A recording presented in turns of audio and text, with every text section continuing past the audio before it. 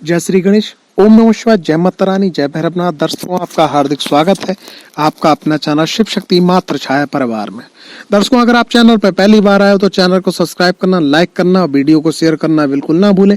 अगर आपका कोई सवाल है तो आप व्हाट्सएप नंबर पे या कमेंट्स बॉक्स पे पूछ सकते हैं। अगर आपका कुंडली अपना अध्ययन करवाना चाहते हैं, विश्लेषण करवाना चाहते हैं या ज्योतिषीय कोई परामर्श लेना चाहते हैं या किसी भी प्रकार की अगर आपके जीवन में समस्या है उसका समाधान चाहते हैं तो हमारे व्हाट्सएप नंबर पे आप संपर्क कर सकते हैं 90 12 95 17 57।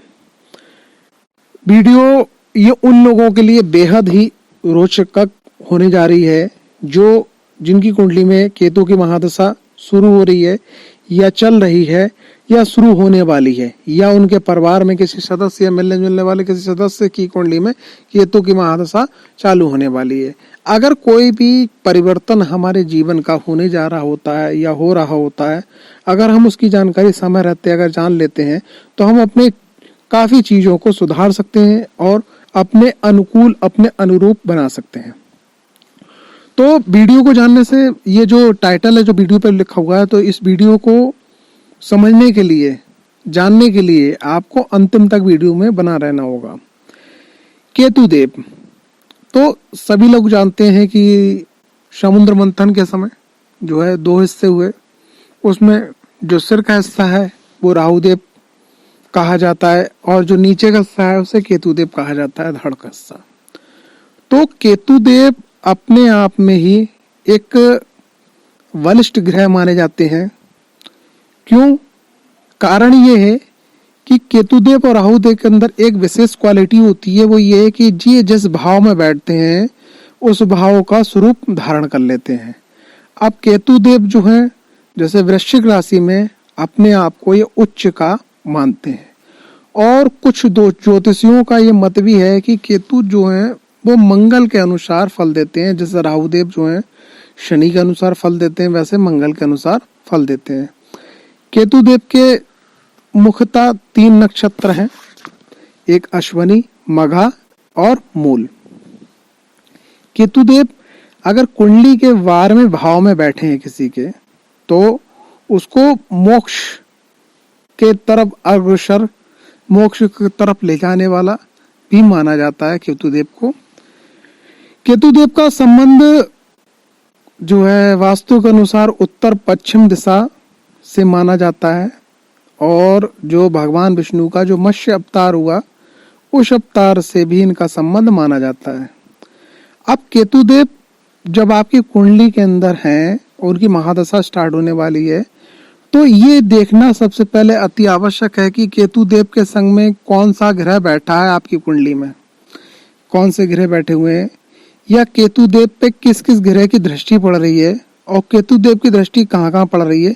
केतुदेव आपकी कुंडली के अंदर लगन भाव में बैठे, यानी प्रथम में, द्वितीय में, तृतीय में, चतुर्थ में, पंचम में, षष्ठ में, सप्तम में, अष्टम में, नवम में, दसम में, एकादश में या द्वादश में, तो हर भाव में बैठने के बाद इनका फल जो है वो बदल जाता है। अब इसके संग में ये भी देखना अति आवश्यक है कि केतुदेव जिस कुंडली के अंदर उनकी महादशा स्टार्ट हो जाती है तो उनका जो लगन है, कुंडली का जो लगन है, यानी कुंडली का जो मेन मालिक है वो उनका मित्र है या शत्रु है। ठीक है, तो ये भी देखना अति आवश्यक होती है कुंडली के अंदर केतु की महादशा में। तो केतु की महादशा में व्यक्ति के अंदर आंतरिक चेतना, ज्ञान पैदा होता है और केतु आपको ऊंचाइयों तक पहुंचाने का माध्यम बनता है। इसीलिए नवग्रहों की स्थापना में केतु का जो सिंबल बनाया जाता है वो एक ध्वजा के रूप में बनाया जाता है। ध्वजा का मतलब ऊंचाई। और केतुदेव को प्रसन्न करने के लिए इसलिए माँ भगवती के मंदिर में, ठीक है, प्रत्येक चैत्र की नवरात्रि के प्रथम दिवस पे ध्वजा, नारियल, पान, सुपारी चढ़ाई जाती है। और आपने देखा भी होगा कि बहुत सारे गांवों की, मोहल्लों की, नगरों की, जो मेट्रो सिटी की बात नहीं कर रहा हूँ, मेट्रो सिटी में कहीं कहीं होता है कि गांव से झंडी जाती है, कस्बे से झंडी जाती है माता रानी के, और वो किसी भी शक्तिपीठ पे जाके या किसी भी माँ के मंदिर में जाके उसको लगवाते हैं, तो उससे क्या है, केतुदेव की विशेष प्रसन्नता प्राप्त होती है। हाँ, एक बात और है, अगर किसी की कुंडली के अंदर पंचम भाव में, लगन में या नवम में, खास करके लेडीज की कुंडली में अगर केतुदेव है वो महादशा चलती है, या केतुदेव का जिनकी भी महादशा कुंडली में चले उनका अंतर होता है, तो ऐसी अवस्था में गर्भपात की भी स्थिति बनती है। केतुदेव जो है, जैसे जिस प्रकार ज्योतिष में सूर्य को पिता, चंद्रमा को माता, देवगुरु बृहस्पति को बड़े बुजुर्ग और गुरु, बुध को मान और बहनें, शुक्र को कन्या पुत्री के रूप में, पत्नी के रूप में दर्शाया गया है, शनि को लेबर के रूप में दर्शाया गया है, कर्म के रूप में दर्शाया गया है, राहु को रहस्यों के रूप में, माया जाल के रूप में दर्शाया गया है, गूढ़ ज्ञान को अंधेरे से प्रकाश में लाने के लिए दर्शाया गया है। उसी प्रकार से केतु को जो है आध्यात्मिक चेतना, आंतरिक ज्ञान के लिए दर्शाया गया है। और केतु का संबंध आपकी संतान से होता है, खास करके आपके पुत्र से होता है। अगर किसी की कुंडली के अंदर केतुदेव की स्थिति अनुकूल नहीं है उस जातक के लिए, तो उसकी संतान उसके अनुकूल नहीं होती है। तो जिन लोगों को संतान सुख चाहिए, या जिन लोगों की संतान होने में दिक्कत हो रही है, या जो लोग बड़े हैं, बुजुर्ग हैं, या जिनकी उम्र है, उनकी संतान उनका कहना नहीं मानना है, तो उनको भी अपनी कुंडली में अध्ययन जरूर करवाना चाहिए और ये जानना चाहिए कि केतु की स्थिति क्या है। आपने देखा होगा कि बहुत सारे बच्चे के माँ बाप बहुत अच्छे होते हैं, लेकिन उनकी संतान जो है उनके हाथ से निकल जाती है, गलत हो जाती हैं और उनका कहना नहीं मानती हैं। और आपने कुछ जगह ये भी उदाहरण देखा होगा, एग्जाम्पल, कि माँ बाप ने कुछ भी अच्छा नहीं किया, ढंग का नहीं किया, लेकिन उनकी संतानें अच्छी निकल गईं और उनकी सेवा कर रही हैं। वो ये जानती हैं कि मेरे माँ बाप गलत हैं, लेकिन तब भी उनकी सेवा कर रही हैं। तो कहीं ना कहीं उनकी कुंडली के अंदर, माँ बाप की कुंडली के अंदर हजार बुराई सही, लेकिन केतु की स्थिति अच्छी होती है।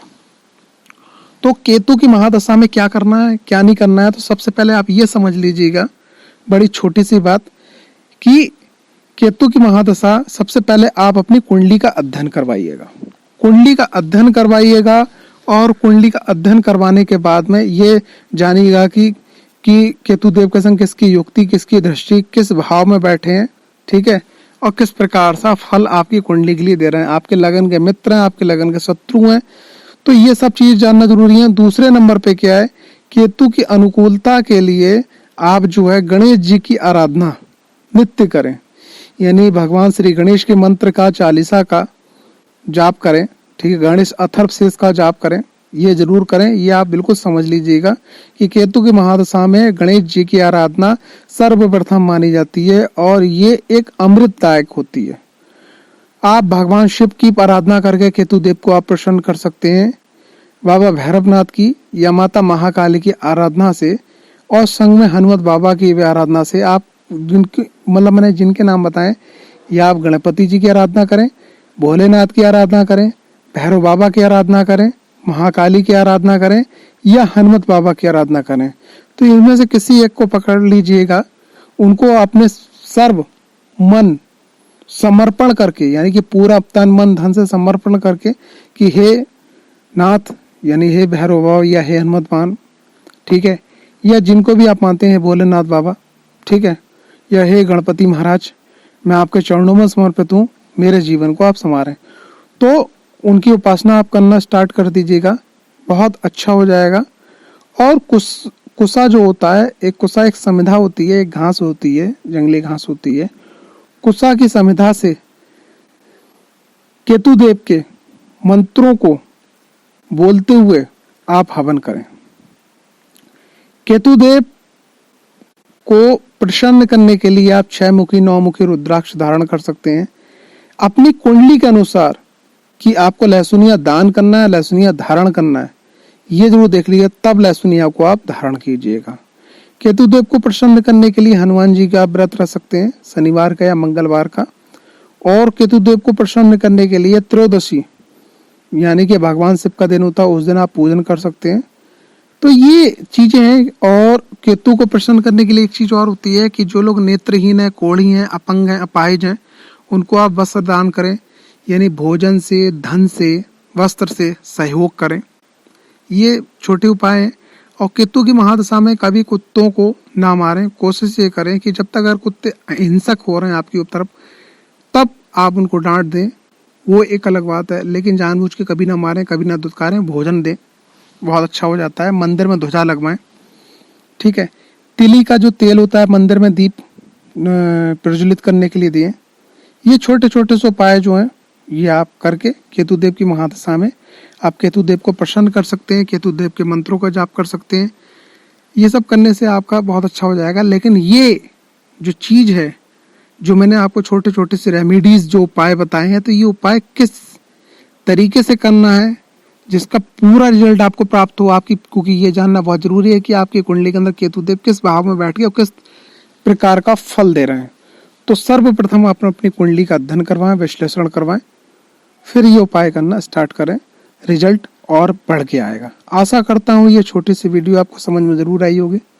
बहुत सरल शब्दों में, सीधी सीधी बातों में मैंने आपको बताया। अगर वीडियो अच्छी लगी तो लाइक करें, शेयर करें और चैनल को सब्सक्राइब करना बिल्कुल ना भूलें।